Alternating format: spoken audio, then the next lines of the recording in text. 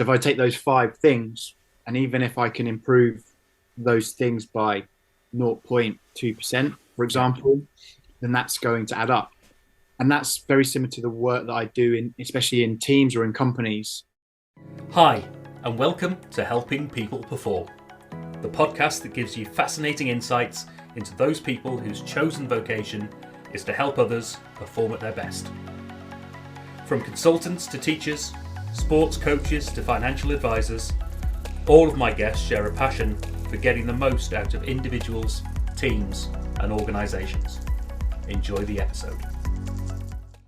Hi everyone, and welcome to yet another episode of the Helping People Perform podcast. Today I'm delighted to have joining me today the founder and performance director at Cognitive Athlete and specialist in supporting dads in business. Welcome, Lee Eldridge. Thanks, Paul. Thanks for having me today. Great to be on.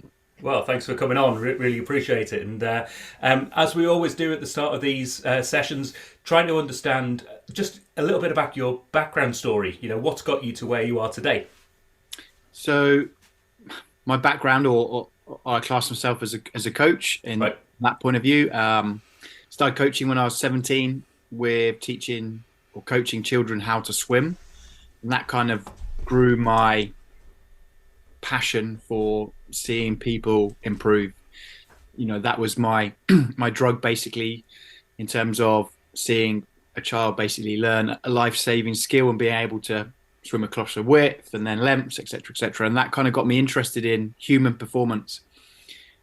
And that led on to a sports science degree, coming out and then dipping my feet into more coaching in different sports. And then really got interested in kind of physical preparation and realized that if I wanted to work with professional athletes, then a master's was a prerequisite. So I headed back, did my master's in human performance, and alongside that kind of started doing some internships in professional sports. Fortunate enough then to start in the world of professional sports. Rugby was the main sport I spent most of my time. Right. And then around 2016 was due to move out to Switzerland to work with a performance company, and their main demographic of athletes was motorsports. Didn't really happen, but they were like, we have a corporate side, we'd really like you to kind of get involved with that. And then I switched my focus to looking at corporates in business and how we can improve the human in the business and then improve their well-being, which is the foundation of performance. Right. That kind of led on to trial and error and seeing what stuck and what didn't, you know, coming from a professional background into a highly competitive business environment. Right. And then around 2000 and, well, just once COVID kind of hit, we decided that my wife and I and the family were to move to Spain. So we kind of did a couple of years in Spain, and that's where Cognitive Athlete kind of started basically. Right. And then back to London. We had our second child in February. So we're back now and a bit more family support and having conversations with businesses in London and across Europe and some in America now, yeah. Oh, right. Oh, fantastic. And we never know. I don't know exactly when this episode's going to be coming out, but maybe in time for your second child's first birthday. You never know. Yeah, You can which celebrate is, that. yeah, next week. So, yeah, probably, yeah. Right. Brilliant Be stuff. Well, some really interesting stuff there. Can you tell us a little about you? There's two bits that I've noted something down. Firstly, coaching at 17. I mean, a lot of people at that age are getting into, you know, just being the best at the sports that they play and getting into being a sports or athlete. What persuaded you that coaching was the angle to go? So I was playing sport as well. And kind of, I think a friend of mine was like, look, there's a swimming teacher's level 1, which is what, you know, every sport that you coach in, there will be a level 1 or somewhere to start on the line. Yeah. And I did that. And at my school, in my secondary school, there was a swimming pool attached to it. The lady had a bit of a swimming club. I approached her. She's like, yeah, you can come and support me with some more senior coaches in that system. And the hours were good. The pay was really good compared to what my mates were doing in terms of stacking shelves and, you know, working in shops, etc. And that kind of allowed me to, fortunately, not do as many hours, but also be able to compete at sport, and everything like that. And I thought to myself that the passion of kind of seeing somebody develop kind of was instilled in me from a young age. And I kind of had a decision to make whether to be a PE teacher or to go down the sports coaching route, basically. It wasn't really until I left university that kind of bug got really stuck in me in terms of supporting from a physical preparation point of view. Right. Oh, awesome. And one of the things when I was first sort of growing up back when I was still living up in northeast England, both of my parents started off as PE teachers. And my mum was a PE teacher all of her life. And I'll tell you a little story about her claim to fame in a second. But then my dad moved more into the sort of biology and then into secondary education and things like that. But my mum is semi-famous for being the person who tried to persuade Jade Jones to give up taekwondo. Because she was one person short on a netball team at Flint High School. So, trying to get what would eventually become multi-gold Olympic medal winners to give up on their sport so that you could field a team on the day. I don't think she's ever lived that one down, but big shout out to mum. The other note that I put out there was around different sports and all the different things that you've done. So you've done swimming, you did rugby, motorsport you talked about as well. And I think there's hockey in there and all sorts of different sports. That can be quite different to a lot of people who go with I'm just going to follow one sport and move it all the way through piece. Couple of questions on that. What sent you down that route and what did you learn from the different sports? Is there one or two key insights from one of the sports, for instance, that you're like, right, those guys are much more, focused in these areas. I learned how to switch that from rugby to hockey, whatever it might be. Yeah, so kind of normally in the first year of a sports science degree, one of the biggest lectures will be a needs analysis, how to carry out a needs analysis in a sport. Right. And you would look at all the research, you would speak to coaches, you'd watch the sport, you speak to players, you try to understand the culture, or especially around the language that they use. Right. And it kind of puts you at a mark where you can go in and do the role in any sport, basically. Obviously, what happens is that coaches tend to stay in sports because you can build up a huge amount of experience and go from there. And for me, a lot of the sports I worked in, I kind of fell into. So, for example, professional football was more along the lines of my lecturer was a good friend of one of the guys at a professional football club, and he was like, look, I've got this student, he's keen to kind of learn and experience, and then in you go. You do a good job, you prove that you're reliable, that you ask good questions and all that type of stuff. And that kind of led on from there. Right. And then unfortunately, probably like most industries, who kind of gives you the foot in the door, and then how you act and how you are allows you to walk through that door. Yeah. And then once you kind of build up a bit of experience of working with an athlete, working in, an environment, it becomes a little bit easier for them to move into the next environment, basically. So, for example, the English Institute for Sport, it's not uncommon for, preparation coaches or any types of coach to work for a broad range of sports. And actually they encourage it because of, what you mentioned, like picking up from different cultures. Yeah. And in terms of culture, it really depends on the sport in itself. So, big culture from football to rugby, I'd say that, the athletes in rugby, I'm not saying that football players don't work hard, but because of the physical element of rugby, if you do not train hard and you do not, develop yourself physically, it is a physical nature game that you are going to get, basically battered on the weekend physically and also mentally. Whereas obviously with football, it's a little bit different. So the emphasis might change in terms from the athlete population, basically. Yeah. And obviously there's different pathways to get into those sports. So in football, you normally, if you're a talented football player, you'll be spotted by an academy. You'll start that process under 10s and you start to get into it. Yeah. Obviously, rugby's a little bit different in terms of you might come through a bit of a school system, you might be playing in the lower leagues and then kind of get into an academy or be on loan and chop and change. So there's different ways of entry points. Yep. Again, obviously, for example, like in motorsports, it's pretty clear how, the top end Formula One drivers go through that kind of karting experience and then all the levels of Formula One. You don't just get somebody who's a 19, 20-year-old into Formula One. There's kind of a bit of a history basically there. Yeah. And then it kind of revolves around the funding and the support network for that particular sport.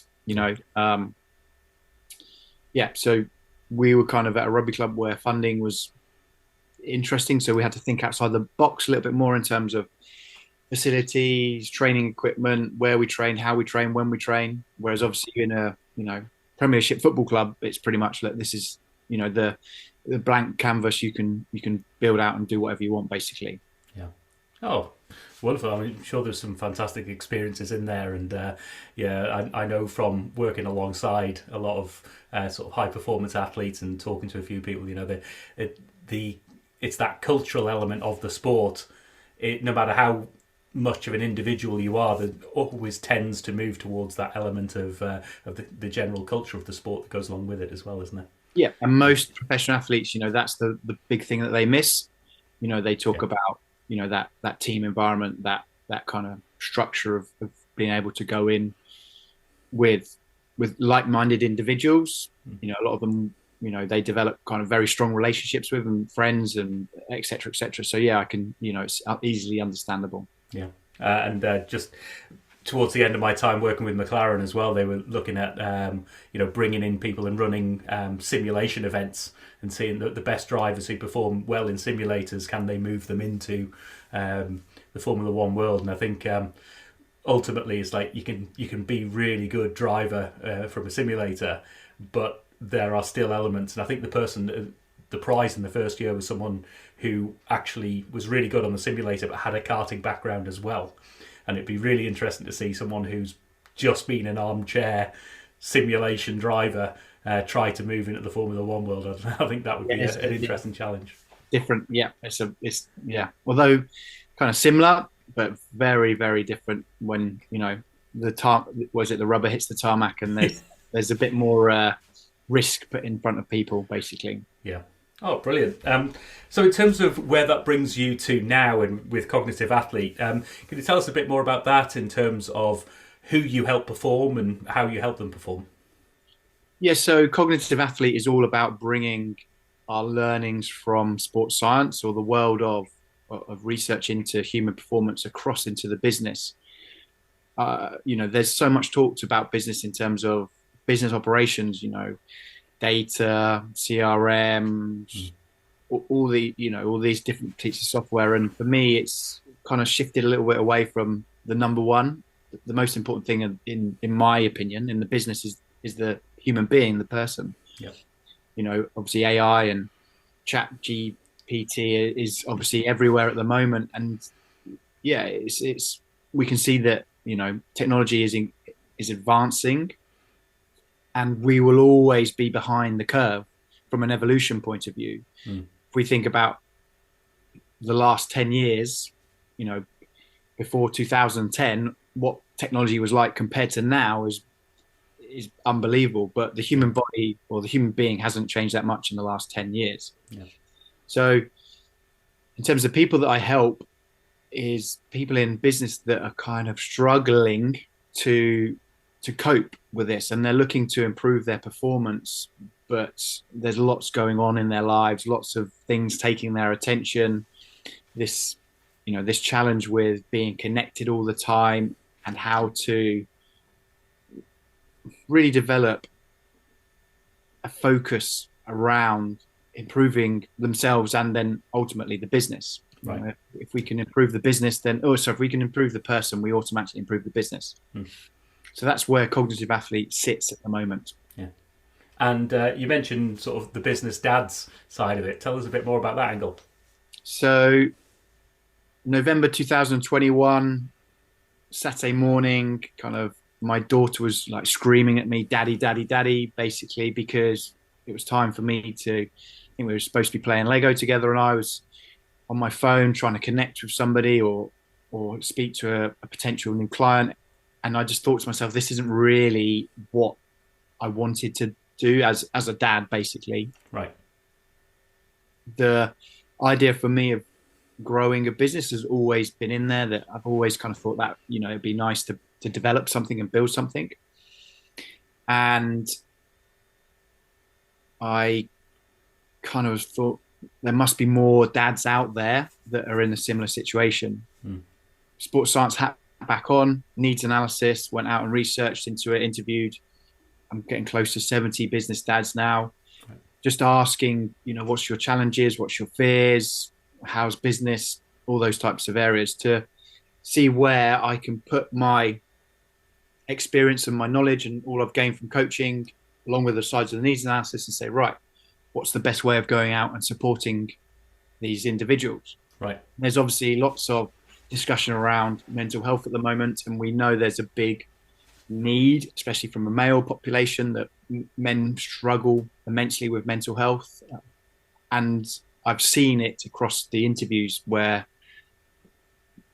they're struggling because they're trying to grow a business, trying to support the family, financially and income wise, and then also trying to be the best dad that they can be. Yeah. It's just become a bit of a passion of mine to support those individuals in the cases where they're at. Oh, fantastic. And does that tend to be, those engagements, does that tend to be or sort of one-on-one? Do you engage with an organisation to look at the dads in their business, or is it more of an individual client perspective? So there's two areas, especially when working with men. One, we're not very good at knowing that we need to help. We just crack on. Yeah. And two, the bigger thing is, right, I need help, and where do I go and find that? So to answer your question, I work with one-on-one with some business dads, yep, but also in a group scenario. And that a group scenario is really powerful because you get a bunch of people in a similar situation kind of talking through their experiences and challenges. And then people are like, oh, wow, that's similar to what I'm going through. I'm not the only person going through this. Yep. I'm going to make a conversation with that person and share kind of what's going on in my world or my life. Yeah. From an organizational point of view, that's the next step, to really kind of sit in there, because, and no disrespect to women, there's loads of support for both men and women, and I'd like to kind of support businesses in that area, or to at least say, hey, let's not forget about the dad in the room, basically. Yeah. And more this kind of inclusive idea. And interestingly, I spoke to a lady who's going to be a podcast guest in a couple of weeks, and we don't know when the timings of these are going to work out, but her focus is professional mums. And one of the conversations I have behind the scenes with a lot of my guests is around that, the need to niche, particularly when you're on your own in those early days. It's like finding, it's not that you don't want to help everyone, it's actually, it helps you focus, it helps your clients be clear as to what you can bring to them. And it really helps the business to get on its feet and to get that momentum going as well, isn't it? Yeah. And from my perspective, up until March 2020, I'd either have athletes given to me or coaching clients. Right. So all I really knew was coaching. Yeah. From that aspect, that was 20 years or however long it was. Then it's like, oh, that's, if you're a solopreneur or you're growing a business, there's everything that comes with that: sales, marketing, funnels, whatever. Yeah. And the biggest learning is that if you try to help everybody, you help nobody. Yeah. That's Seth Godin, I think. And for me, it's been clear. Although I'm not going to say I'm not going to work with people, but my big focus currently is business dads. Because I'm passionate. I'm a business dad myself. I go through all these challenges. Yeah. I feel lonely. I feel guilty. I feel stressed. Everything that goes on it goes on with it. And for me, it's been a case of trying to work out a way to deal with that pressure. Right. Oh, nice. And which brings us, I guess, nicely to the next section of the of this podcast, which is how do you get help with your performance? Where do you go to sharpen your saw and to up your game? So obviously, being a coach, a number of my friends are coaches. So we have a two-way relationship. I'm able to say, hey, look, this is what's going on with me, and this is what's going on with them, and we can kind of have that conversation. Yeah. Also, I'm in a fortunate position that anything I learn, I can then apply into my role. Yeah. So, a bit of a reader from a book point of view, and try to keep up to date with what's going on from a science point of view, and also from a I wouldn't say a book point of view of somebody taking and applying their research, basically. Nice. And then I try to sit down and plan out the model that I created. All models are useful but useless at the same time. Yeah. And I really try and look at the foundations of performance and monitor those. How well am I sleeping? What am I eating? How much movement am I doing? What stress tolerance kind of work am I doing? And how is my cognitive performance? And am I setting myself up for the best point of view? Yeah. And the big five that I constantly try to think about, or at least review once a week to say, right, where am I, basically? And that really helps me from a performance point of view. Oh, nice. I've just been listening to a podcast from another guest as well. It's amazing. You talk to people, you get to listen to their stories and go and listen to their own podcast. These guys are up to episode 1226 or something like that at time of recording here. So they're a bit ahead of the game, but called The Next Level University. Highly recommend it. They put out one episode every day, sort of 7 days a week. It's wow. It's full on, but there's some amazing stuff in there, and the episodes I've just been listening to are about those small things consistently, and monitoring those key things every day and or every week, whatever works for you. So there's lots of good stuff to resonate there. Oh, brilliant! James Clear, if you haven't read his book Atomic Habits, really a great resource. One for habit creation and consistency, but also changing that mindset and thinking more along the idea of compound self-improvement. Those 1%ers. So if I take those 5 things, and even if I can improve those things by 0.2%, for example, then that's going to add up.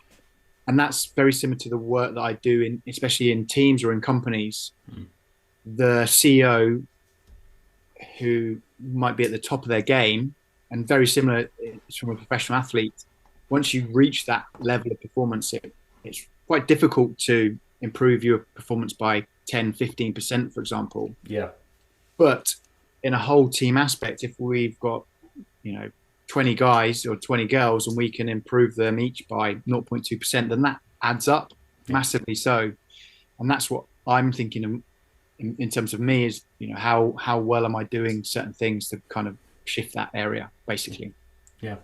I did a little talking to somebody and did a little bit of maths on this, and it was if you do a one-off exercise, if you're performing at 1 and you go in and have an intervention and you up your performance by 50%, and you end up at the end of the year with 1.5 of what you had at the beginning, that's brilliant. You've done some great improvement.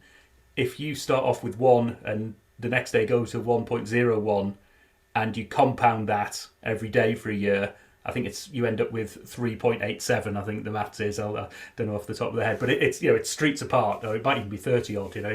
I'll get the numbers in there, but it's a whole different ball game, a different quantum of improvement. And that's where, for example, one client I'm working with does a lot of sitting, a lot of mobility issues, lack of movement. And we were like, right, let's try and get 8 minutes of stretching or mobility work from a couple of stretches a day, but you consistently do them. And he was like, well, is that really going to be beneficial? I was like, well, over a year, I think it works out at around 2,500 minutes of mobility work. Yeah. Pose the question, do you think you would be more mobile after 2,500 minutes of of mobility work? And obviously the answer is yes. Yeah. And once we break it down like that, it's really kind of something that we can keep consistently doing.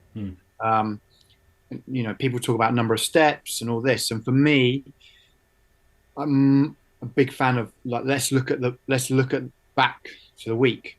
Right. How many steps have you done in the week? Because I like to see fluctuations. I like to see people do, for example, 12,000 steps, 15,000 steps one day, knowing that the next day they're going to be in the office and they're going to be sat down and probably only make 3,000 or 5,000. Yeah. Averages out the system, as opposed to, oh my God, I've got to do 10,000 steps today, and how it kind of works out from that point of view. Yeah. When it becomes a chore, you're not enjoying it anymore. It's that's when things start to crumble and fall off, isn't it? Yeah, correct. Oh, brilliant. Just a couple of slightly different questions towards the end of the cast then that I always ask people is, if you were able to help anyone, any individual, team or organisation with the skill set that you've got, who would you want that to be? Oh, it's a good question. Being a Liverpool fan at the moment, I'm not sure if I could help them, but I'd definitely like to go in and kind of be a fly in that room and see what's actually going on. Yeah, that's not from a positive or a negative point of view, but those types of high performing environments, the Man Cities, the Liverpools. In rugby, I would imagine the French national team is a good place to be, and along with the All Blacks. Yeah. I think any kind of high performing sports, and that's coming from my kind of background, basically from where I've been. And I think that there's what also would be quite interesting. I think that TikTok and places like that, where they're going through massive growth, and TikTok obviously have a huge responsibility to play in terms of what they're putting out and who's seeing it, and the kind of the discussion around mental health and social media and how it, that for me would be quite an interesting place to go.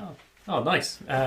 And maybe you might have answered this a little bit in the same question, because usually what I'll do is I'll flip that over and say, if you were able to sit down and have a chat, have a coffee or a drink with anybody and learn from them, would that be the same sort of people, or would you choose anybody else in that space? I think it'd be super interesting. I've always had, what I'd love to do is be able to create not necessarily a retreat, but get some serious leaders in business and some amazing coaches all together in one room. Yeah. Because we talk about the similarities and difference between high performing sport and business, and it's one where it'd be great to hear what the conversations are and how they go through that process.